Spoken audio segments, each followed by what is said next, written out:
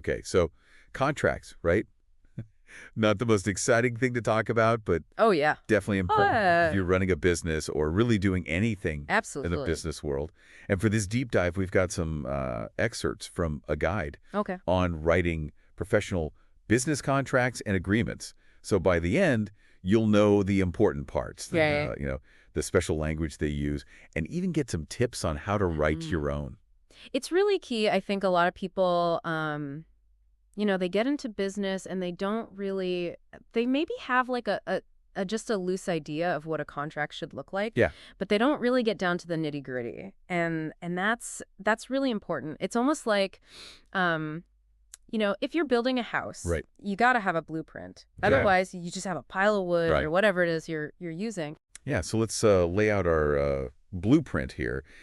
The guide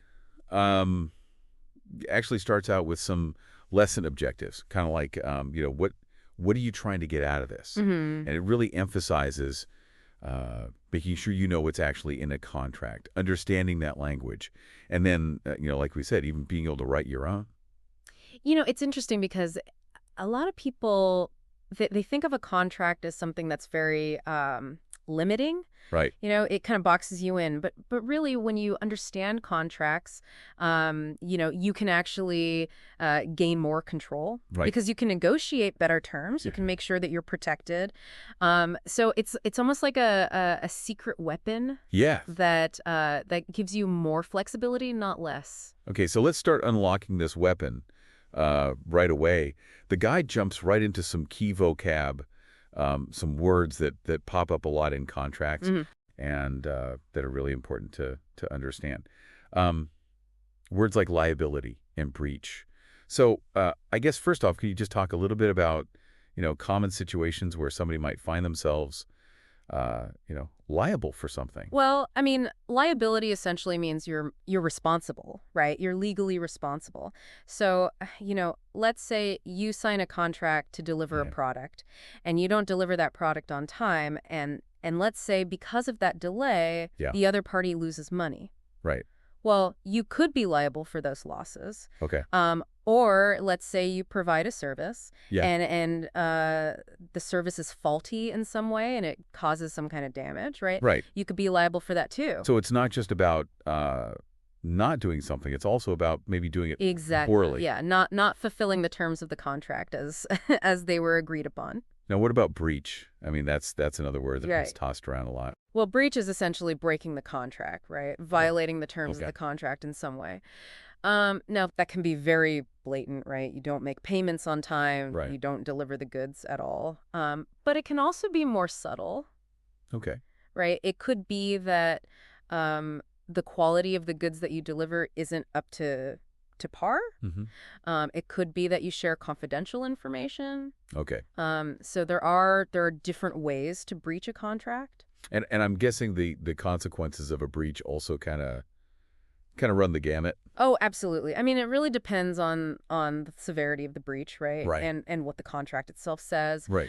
If it's a minor breach, maybe you just renegotiate. Right. But if it's a major breach, then you could be talking about legal action, financial penalties, even the termination of the entire agreement. So it's not a one size fits all kind of thing. No. It's a whole spectrum. Now, moving on here, the guide then gets into some of the grammar Right. that we see in contracts and how it kind of how it works. Mm-hmm. And one of the things it focuses on is what are called conditionals. Those if this then that Right. kind of statements. Like hypotheticals. Right, exactly, yeah.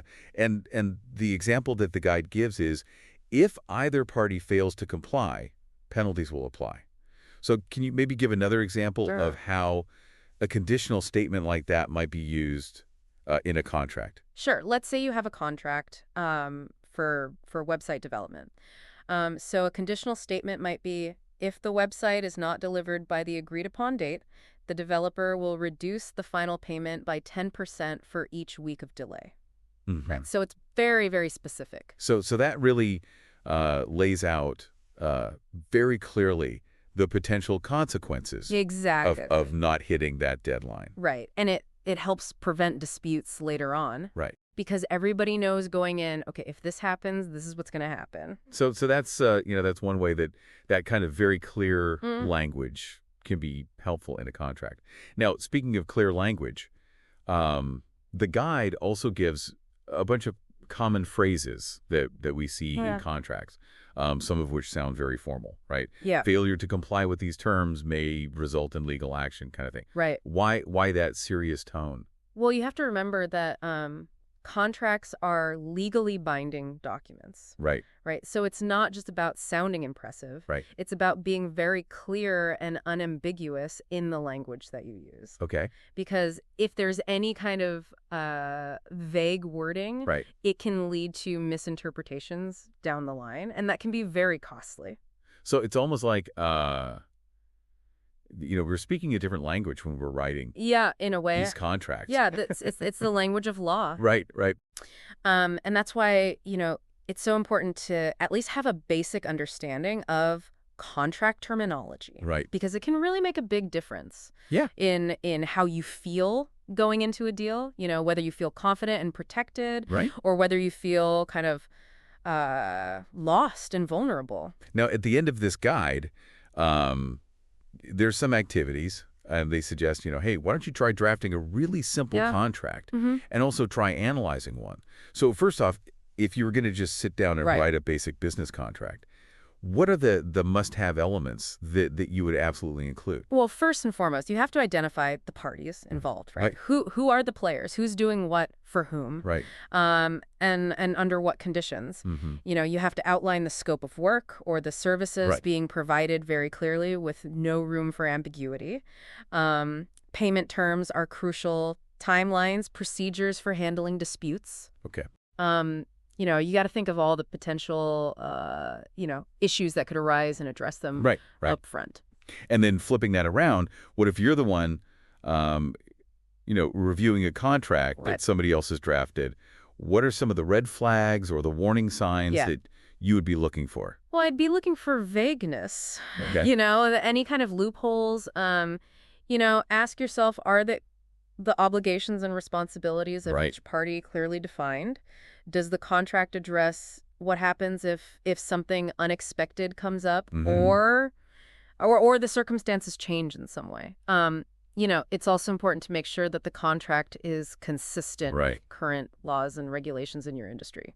Okay, so there's a lot to watch out for. Yeah. But I think, this deep dive has given us a really good foundation to start with. Absolutely. And the main takeaway here is that contracts are tools. Right. And understanding them gives you power, right? Power to negotiate better deals, to protect your interests, and to build better business relationships. So a contract is not just this, piece of paper. Right. It's something more than that. It's a foundation for trust and clarity. Well, I think that's a great place to leave it. Thanks for joining us for this deep dive into the world of contracts, and we will catch you next time. See you later. Say TNWE.